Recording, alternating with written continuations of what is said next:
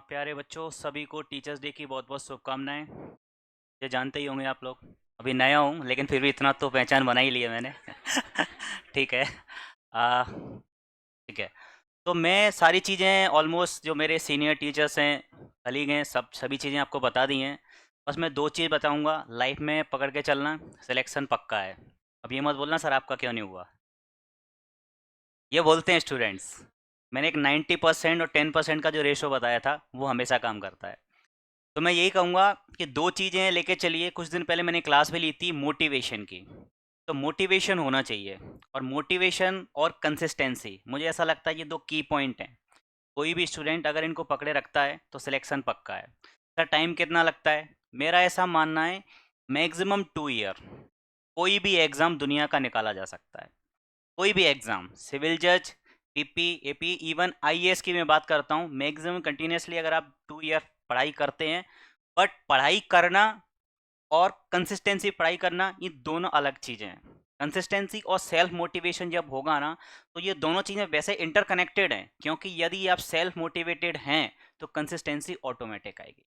अब मोटिवेशन के बारे में मैंने आपको जैसा बताया था कि मोटिवेशन दो टाइप का होता है। कैसा होता है?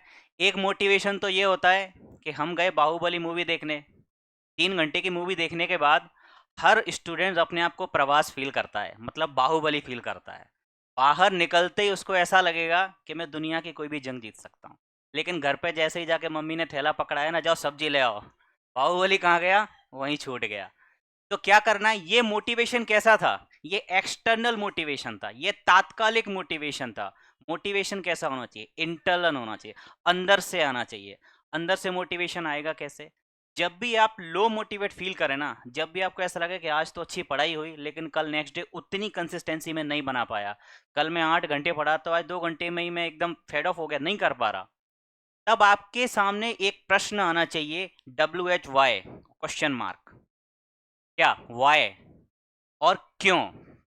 जब आपके अंदर ये क्यों का आंसर होगा ना, वही आपका सेल्फ मोटिवेशन है। आया समझ? ज्यादा टेक्निकल हो गया क्या? ईज करूं?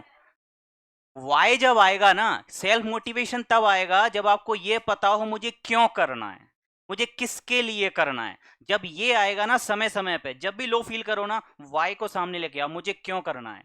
सबके अलग अलग रीजन है, सबके अलग अलग तरीके हैं।